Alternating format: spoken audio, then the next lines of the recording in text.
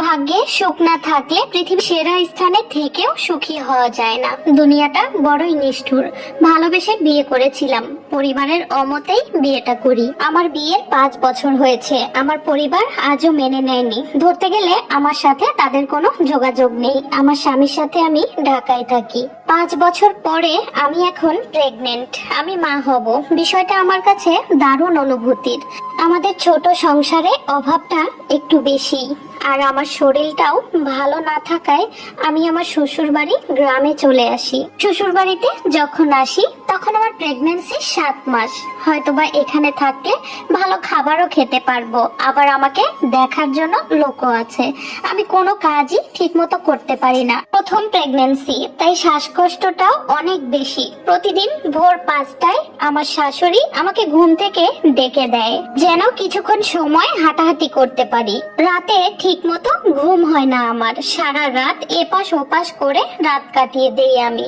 এদিকে সকাল সকাল উঠতে হয়। কিছুক্ষণ হাঁটাহাঁটি করে এসে যতটুকু পারি সংসারের কাজ করি আমি। সকালে 10টা বাজে খাবার খেতে দেয়, সেটা আগের দিনে রান্না করা খাবার হোক কিংবা নতুন রান্না করা খাবার। 10টার পর থেকে সারা দিন টুকিটাকি সংসারের কাজ করি আমি। সেই দুপুর বেলা আবার আমি খাবারের দেখা পাই। সারাদিন পরে আবার রাত 8টা না হয় 9টার দিকে ভাত খেতে দেয়। সারা দিন আমার কি পরিমাণ খিদা লাগে বলে বোঝাতে পারবো না। সারা রাত খিদার জ্বালায় ছটপট করি। আমি যখনই ভাত খেতে যাই শাশুড়ি আমাকে ভাত তরকারি মেপে মেপে বেড়ে দেয়। যে কাজেই থাকুক দৌড়ে চলে আসে খাবার দিতে। এই 2-2.5 মাসে আজ পর্যন্ত একদিনও আমি আমার হাত দিয়ে খাবার বেড়ে খাইনি। আগের দিনের বাসি খাবার থাকলে সেটাই আমাকে খেতে দেয়। আলু ভর্তা আর ডাল প্রায়ই আমার খাওয়া হয়।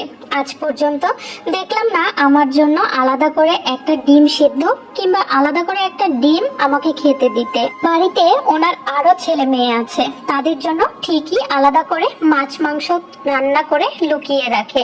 আমি অনেক আশা নিয়ে এসেছিলাম তার কাছে, একটু ভালোবাসা একটু আদর যত্নের আশায়। এটা অনেকের কাছে গল্প মনে হবে শুধু, কিংবা একদমই বাস্তব মনে হবে না, কিন্তু সত্যি আজ 2 মাস হলো আমি এভাবেই আমার শাশুড়ির কাছে জীবন কাটাচ্ছি।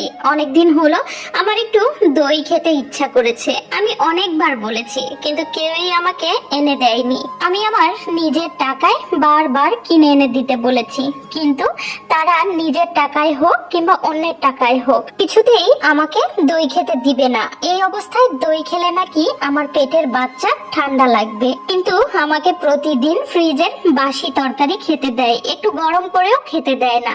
তাহলে সেটা থেকে কি আমার বাচ্চার ঠান্ডা লাগবে না? আমার প্রশ্ন সেখানেই।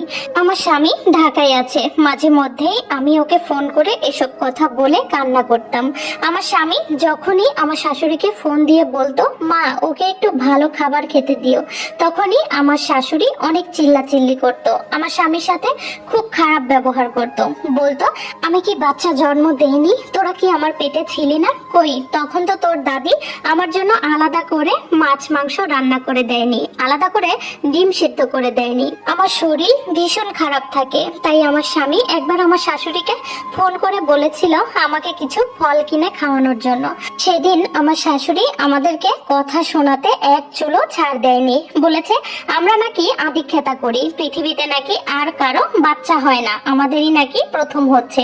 কিন্তু আমি কিছুতেই বোঝাতে পারবো না আমার পেটে কতটা ক্ষুধা থাকতো, আমি কতটা ক্ষুধার যন্ত্রণায় ছটপট করেছি। হয়তোবা এভাবে বিয়ে না করলে এই সময়টায় আমিও আর 5টা মেয়ের মতো আমার মায়ের কাছে থাকতে পারতাম, আদর যত্ন পেতাম, ঠিক মতো খাবার খেতে পারতাম। তো এখন আমি সেখানেও যেতে পারছি না। আজকাল আমার স্বামীও আমার সাথে খারাপ ব্যবহার করে, আমার শাশুড়ির কথা মতো চলে।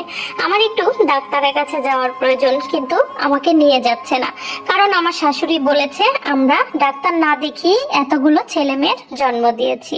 এখন আমার কি করা উচিত সত্যি নিজেও জানি না। না পারছি বাবার বাড়ি যেতে, না পারছি শ্বশুর বাড়িতে থাকতে। আজকের গল্পটি আমার পরিচিত এক আপুর জীবন থেকে নেয়া। যদি গল্পটি ভালো লাগে সবাই বেশি বেশি শেয়ার করবেন। ভালো থাকবেন, আল্লাহ হাফেজ।